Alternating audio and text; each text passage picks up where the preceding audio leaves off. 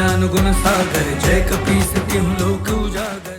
संतान प्राप्ति हेतु अंजना ने 12 वर्षों की कठिन तपस्या की और स्वयं महादेव ने एक भिक्षुक के रूप में अंजना की भक्ति की परीक्षा भी ली, जिसके उपरांत महादेव ने उनकी भक्ति से प्रभावित होकर वायुदेव द्वारा अपने अंश को अंजना तक पहुंचाया। गर्भ धारण करते ही अंजना के भीतर एक असाधारण शक्ति का विकास होने लगा। महाबली हनुमान ने अपनी लीला गर्भ काल में ही आरंभ कर दी थी। जन्म से पहले ही सभी देवी देवता और सप्तऋषि गण उनकी रक्षा हेतु उपस्थित होने लगे। सभी देवियां अंजना की गोद भराई के लिए भी स्वयं उपस्थित हुईं, परंतु अंजना की खुशियों को दुष्ट वाली की दृष्टि लग चुकी थी, जिसने अजन्मे हनुमान को गर्भ में ही मारने की ठान ली थी और इसलिए उसने अंजना को विष से भरी खीर दी। आज मैं आपको बताऊंगा कि क्या हुआ जब अंजना ने विष का सेवन किया।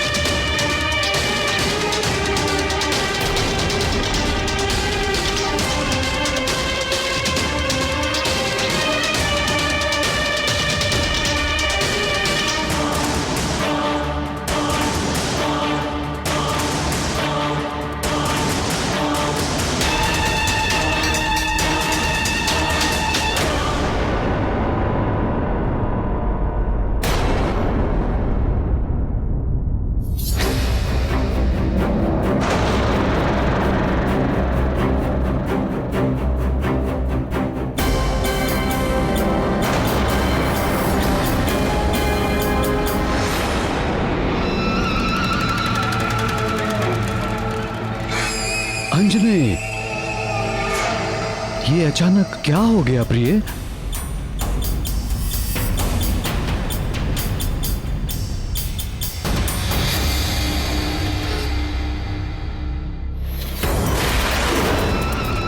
स्थिति सामान्य नहीं है राजन। महारानी को तत्काल उपचार की आवश्यकता है। हमें तुरंत ही नगर की ओर लौटना चाहिए।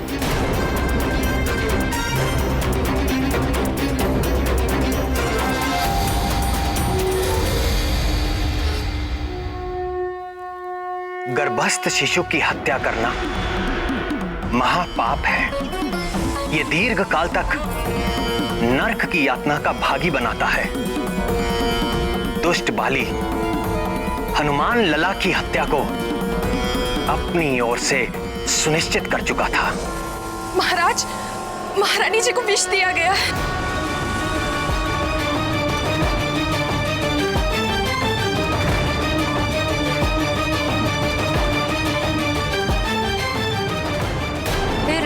क्या हुआ नाथ? फिर जो हुआ उसकी अपेक्षा किसी ने ना की थी। जाओ, कोई शीघ्र ही राजवैद्य को बुला कर लाओ।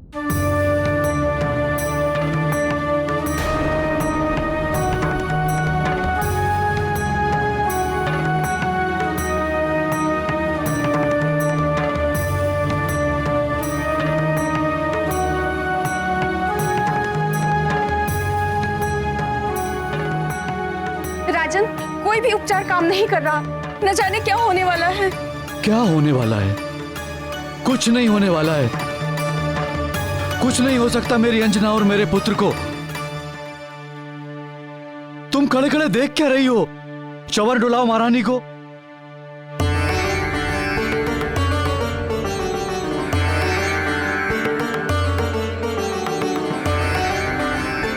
जरा देखिए शरीर पर कहीं दंश का कोई चिन्ह तो नहीं? जी महाराज।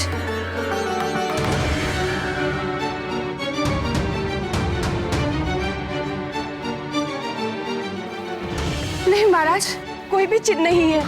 अर्थात ये किसी सर्ववृश्चिक या लूता का विष नहीं है। महाराज, जिस वेग से महारानी जी मूर्छित हुई है, उसे देखकर लगता है ये कोई स्थावर विष नहीं है। तो फिर? निश्चित ही ये कोई मिश्रित धातु से बना कृत्रिम विष है। जब तक विष की प्रवृत्ति निश्चित नहीं हो जाती, तब तक वमन की औषधि भी निश्चित नहीं की जा सकती। और जाइए जाकर देखिए राज्यवेद क्यों नहीं आए अभी तक।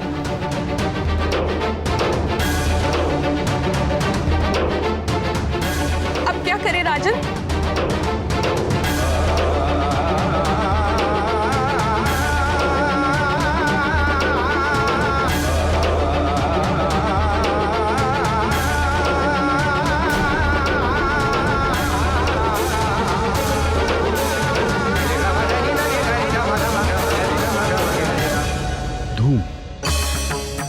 धूम धूम देना होगा। मैं एक ऐसा धूम जानता हूं जो हर प्रकार के विष में दिया जा सकता है। मैं बताता हूं। हल्दी, मधु, घी, सेंधा नमक, पुराना गुड़, शीघ्र धूम तैयार किया जाए। महाराज, यदि इस धूम से भी कुछ लाभ ना हुआ तो हमें बलपूर्वक महारानी जी को वमन कराना होगा। मैं जाकर औषधियों का प्रबंध करके आती हूँ। जाओ, शीघ्रता करो। जी महाराज।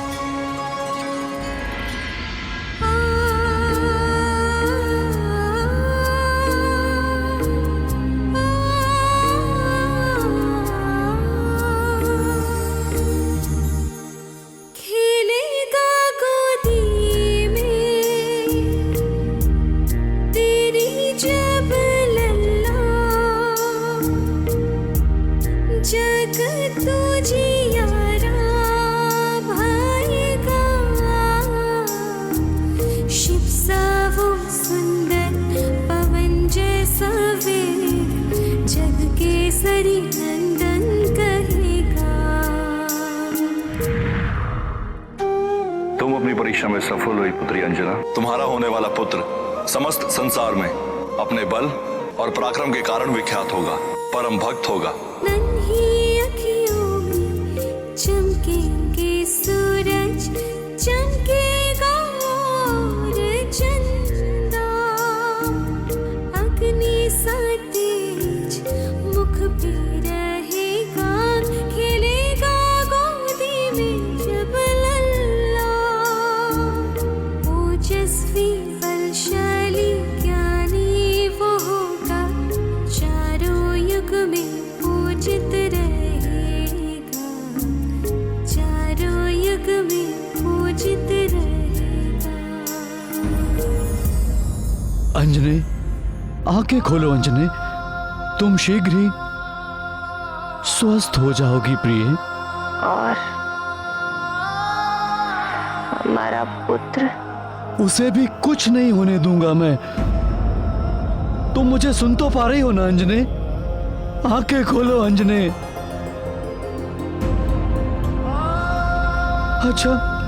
अच्छा ये बताओ,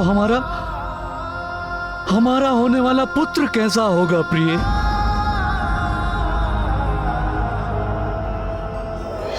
तब पुत्र जितेंद्रियो भविष्यति। मेरा पुत्र सब इंद्रियों को जीतने वाला होगा, राक्षसी आचरण मिटाने वाला होगा मेरा पुत्र, वेदों का विद्वान होगा मेरा लाल। अंजने, अंजने!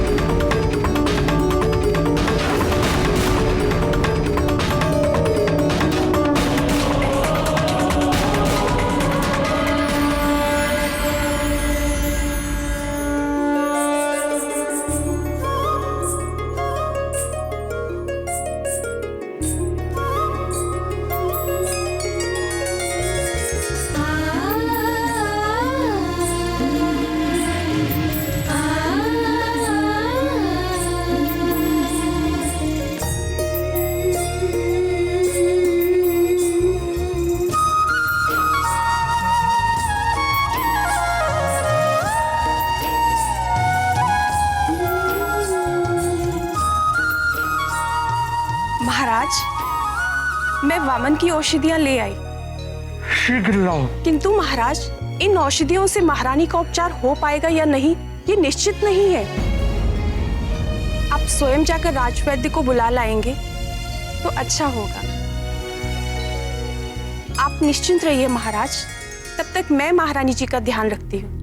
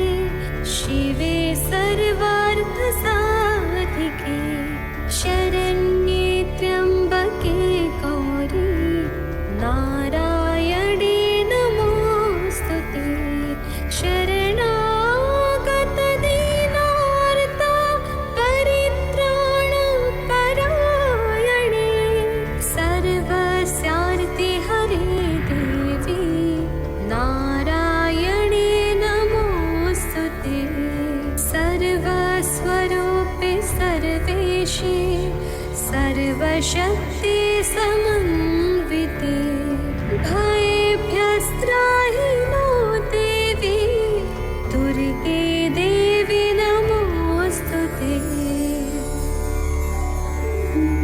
रोगानशेषानपहंसि तुष्टा दृष्टा तु कामान् सकलान् अभीष्टान् त्वामाश्रितानां न विपन्नराणां त्वामाश्रिता ह्याश्रयतान् प्रयान्ति।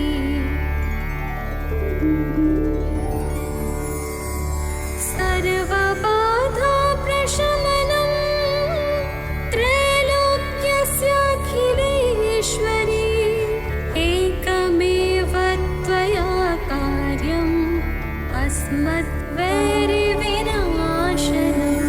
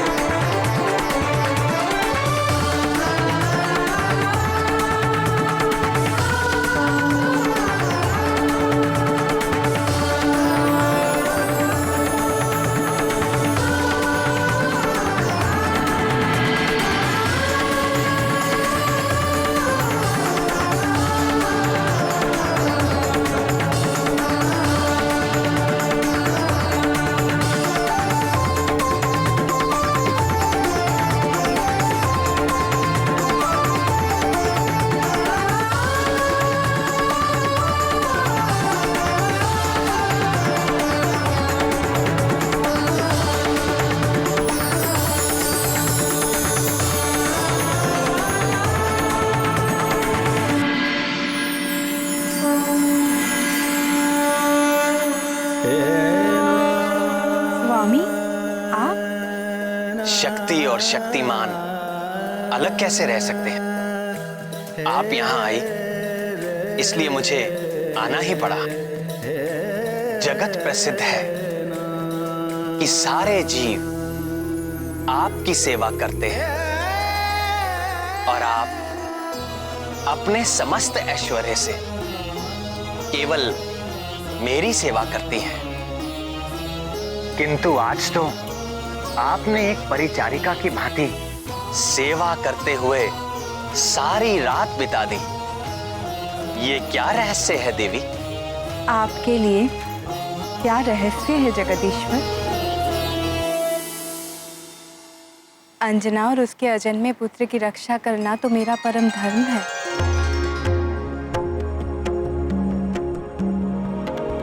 निश्चिंत हो जाइए भगवती, आपकी कृपा से अंजना के शिशु पर आई विपत्ति उसके लिए वरदान बन जाएगी।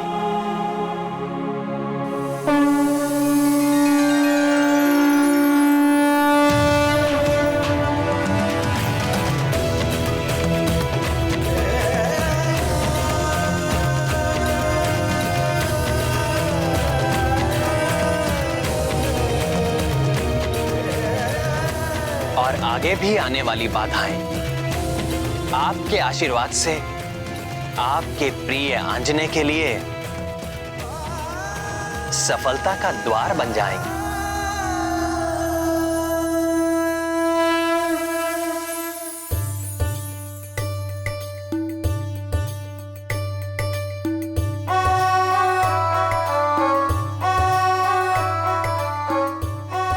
दीदी, आपने ऐसा क्यों कहा?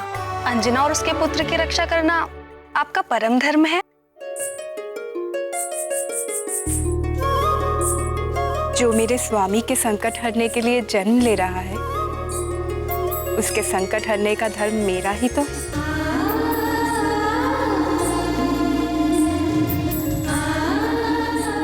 उस रात सुमेरु पर्वत पर अंजना की परिचर्या करते हुए मैं अपने स्वामी की ही सेवा कर रही थी।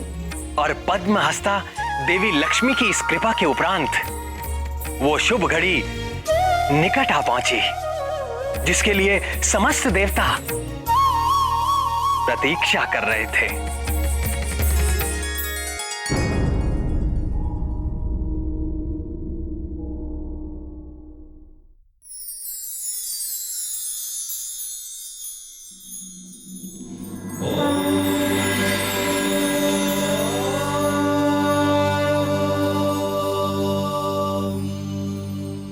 उठो अंजना।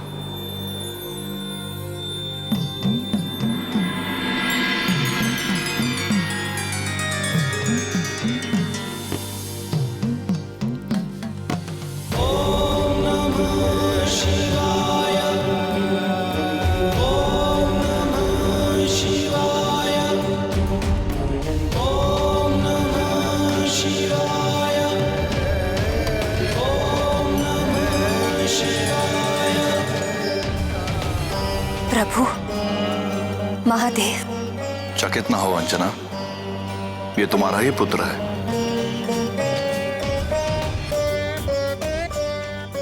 यह वही पुत्र है जिसके जन्म के हेतु तुम्हें देवलोक से पृथ्वी पर आना पड़ा।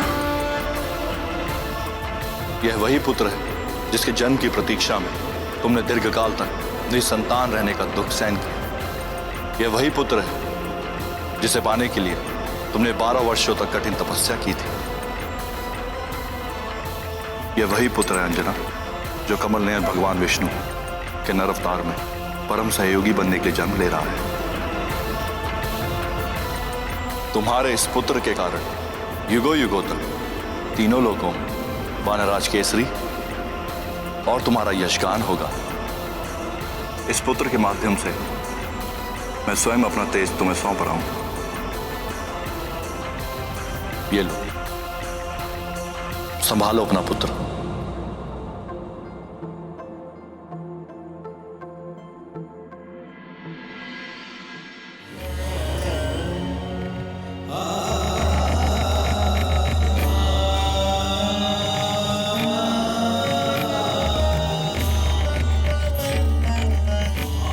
यशस्वी भव।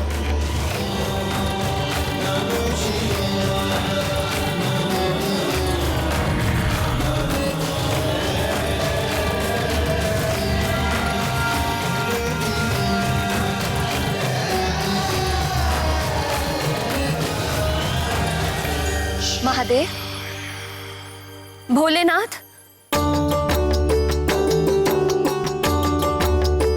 क्या हुआ अंजने?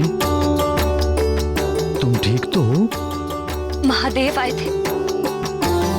मेरी गोद में दिया उसे, स्वयं अपने हाथों से। किसे? हमारे पुत्र को। इसका अर्थ जो स्वप्न हमने साथ मिलकर देखा था वो सत्य होने वाला है प्रिय।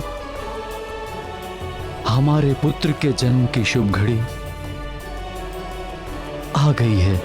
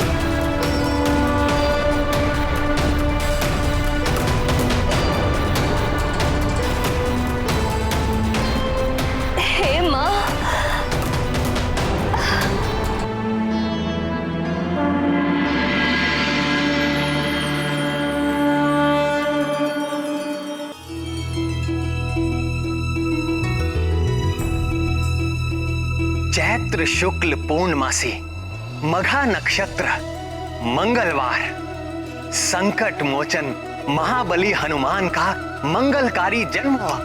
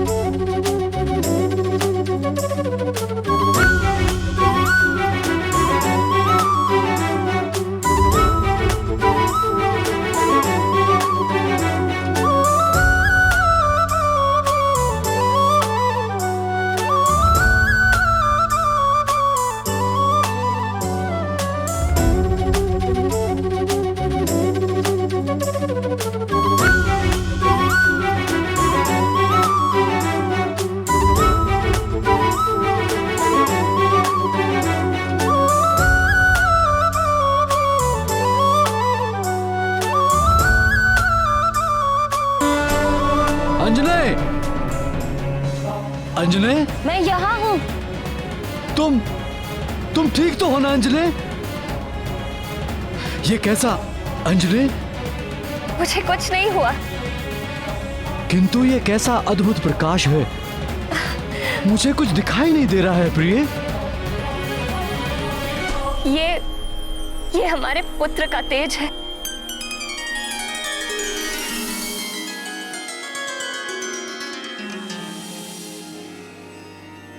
हे भोलेनाथ, हे महादेव, हे भक्त वत्सल त्रिनेत्रधारी, हमारा पुत्र आपके ही तेज से जन्मा है और इसका प्रमाण हमें मिल चुका है। किंतु यदि हमारा लाल इस परम तेजस्वी अवस्था में निरंतर रहेगा तो हम इसकी लीलाओं का सुख पाना तो दूर, इसे देख भी नहीं पाएंगे। हे कृपा निधि, कुछ ऐसी कृपा कीजिए कि इसका तेज भी बना रहे और हम संसारी जीव इसके दर्शन भी कर सकें।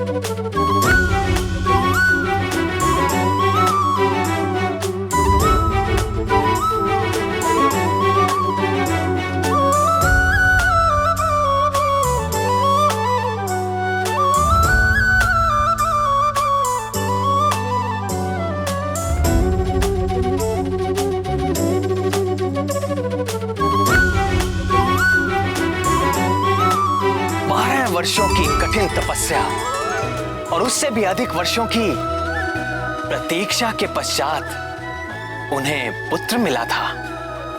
केसरी और अंजना के लिए सब कुछ जैसे स्वप्न था, वो मधुर स्वप्न जो उन दोनों ने मिलकर देखा था और साकार होकर उनके सामने आ गया था। जय राम भक्त हनुमान, जय राम भक्त हनुमान, जय राम भक्त हनुमान। महादेव का तेज विशेष प्रगट भयाले वानर वेश, आया करने लंक दहन वो अगन रूप हो नहीं सहन, करेगा खेल में सूर्य ग्रहण, प्रगटा जग में कौपीन पहन, सुन केसरी के करुण पुकार, हनुमत खींचे सब तेज अपार, लोकों से अद्भुत तेज ढला, दर से सब ही हनुमान लला, हर्षे सब ही आनंद मेला, दर से सब ही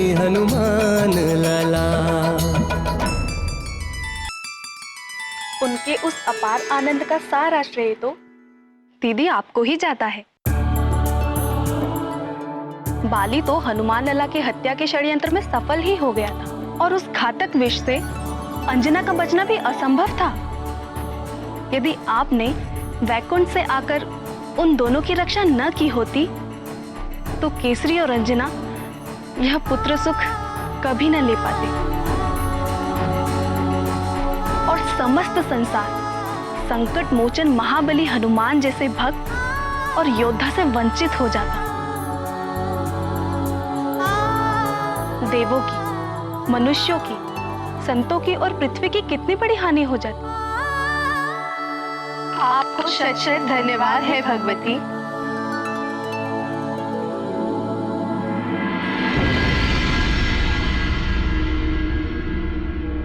मेरा पुत्र, मेरा अपना पुत्र, हमारा पुत्र, हम दोनों का पुत्र। तुम इतने प्यारे क्यों हो? कितना सुंदर है ये, कितना प्यारा। मैंने इतना सुंदर शिशु आज तक नहीं देखा। सभी माता पिता को ऐसा ही लगता है। नहीं नहीं, सच अंजनी, देखो इसमें कुछ विशिष्ट बात है। कितना अद्भुत है ये, कितना सुंदर, कितना प्यारा। क्या तुमने कभी देखा है इतना सुंदर शिशु? नहीं देखा। तुम बहुत ही असाधारण हो, किंतु मैं ऐसे किसे किसे कहकर क्यों पुकार रहा हूं? हमें अपने पुत्र को कोई नाम देना चाहिए। किंतु परंपरा के अनुसार नाम तो नामकरण के समय ही रखा जाएगा।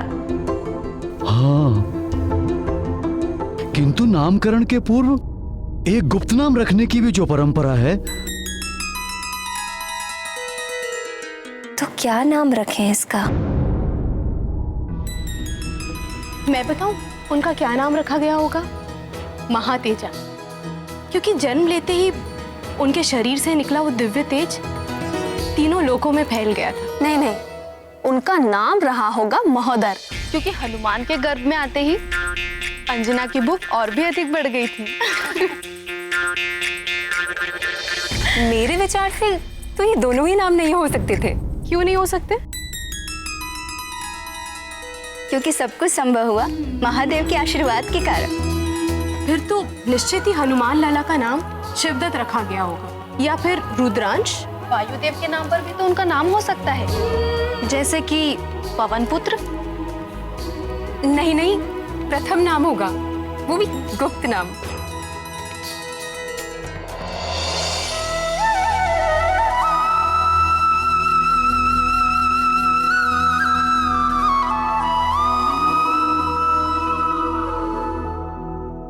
जैसे हनुमान लला के नाम पर आप सब में वाद विवाद हो रहा है, वैसे ही केसरी और अंजना भी अपने नवजात शिशु के गुप्त नाम को लेकर वाद विवाद में फंस गए।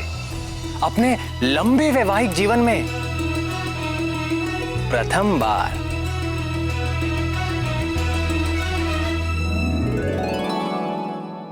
अरे तो फिर क्या नाम रखें अपने पुत्र का? इसके नाम से आपके बल, गुण और पराक्रम का पता चलना चाहिए। देखने में तो तुम्हारी तरह कोमल, सुंदर और सुखदाई है। इसका नाम तुम्हारे नाम पे आधारित होना चाहिए, शशिमुखे। कैसी बात कर रहे हैं आप? पुत्र होकर नाम में कोमलता? बात तो तुम ठीक कह रही हो। तो फिर इस केसरी नंदन का नाम तो आपके नाम से जुड़ा होना चाहिए। केसरी नंदन, ये नाम सुनने में कितना अच्छा लगता है। नहीं नहीं, तुमने इस पुत्र की प्राप्ति के लिए 12 वर्ष कठिन तपस्या की है। तुम्हारे इस विकट तप से भगवान भोले शंकर प्रसन्न हुए और हमें यह पुत्र रत्न प्राप्त हुआ।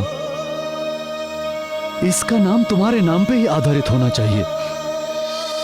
जो पुत्र हमें अंजना की तपस्या के फल स्वरूप मिला है उसका नाम अंजने होना चाहिए। आंजने? नहीं नहीं नहीं, हाँ अंजने। आंजने में वो बात कहाँ? केसरी नंदन में आनंद आता है। अरे ये आनंद भी तो तुम्हारी तपस्या का परिणाम है। इसे हम अंजने ही पुकारेंगे। अंजने नहीं, केसरी नंदन। केसरी नंदन नहीं, अंजने पुकारेंगे हम इसे। आंजने नहीं, केसरी नंदन। केसरी नंदन नहीं, अंजने पुकारेंगे हम इसे। केसरी नंदन नहीं, अंजने होना चाहिए। आंजने नहीं, केसरी नंदन। अंजने। केसरी नंदन। केसरी नंदन। आंजने। केसरी नंदन। केसरी नंदन। इसे बार बार केसरी नंदन क्यों कह रहा हूँ? केसरी नंदन। श्रीमन नारायण नारायण हरे हरे। हे नाथ, नारद जी वहां भी पहुंच गए। और ये तो दुष्ट बाली को अजन्मे हनुमान लाला के प्राण लेने के लिए जाया था। केसरी और अंजना के पास जाने के पीछे देवर्षि का क्या उद्देश्य था प्राणवल्लभ? क्या कोई और षड्यंत्र होने वाला था? प्रणाम देवर्षि। आसन ग्रहण कीजिए मुनिवर।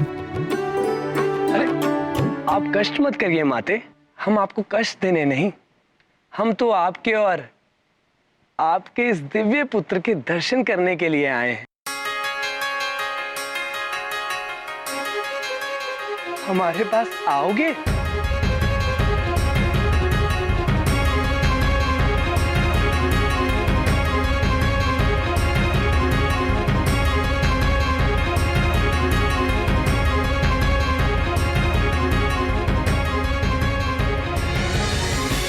काल कर्म गुण दोष सुभाऊ, कछु दुख तुम्हें व्याप ही काऊ। आपके इस जितेंद्रिय पुत्र पर कभी भी शीत, ताप या वृद्धावस्था का प्रभाव नहीं होगा।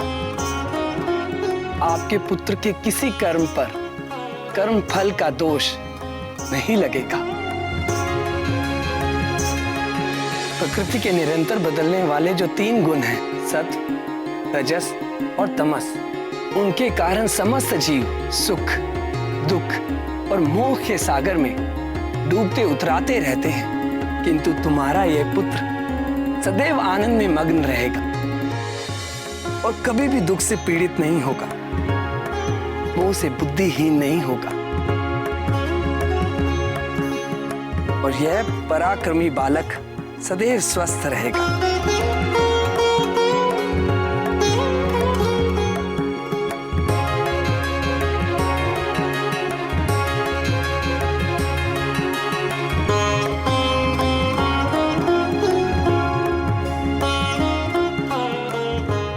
सर्व माया विभंजक, अर्थात सारी मायाओं को तोड़ने वाला।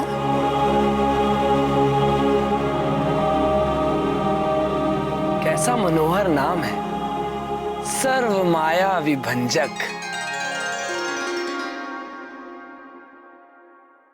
मेरे एक नाम को सुनकर आप दोनों घबराइए मत। आपके पुत्र के तो अनेक नाम होने वाले हैं।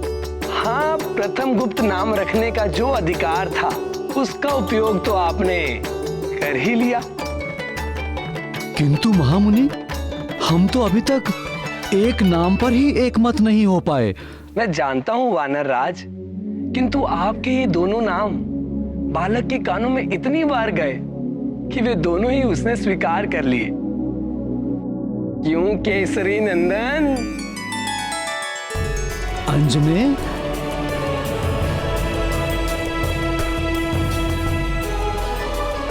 समस्या केवल एक है, आपके ये दोनों नाम गुप्त नहीं रहे। जहां नारद की उपस्थिति हो वहां कोई भी बात गुप्त कैसे रह सकती है। भजमन नारायण नारायण हरे हर।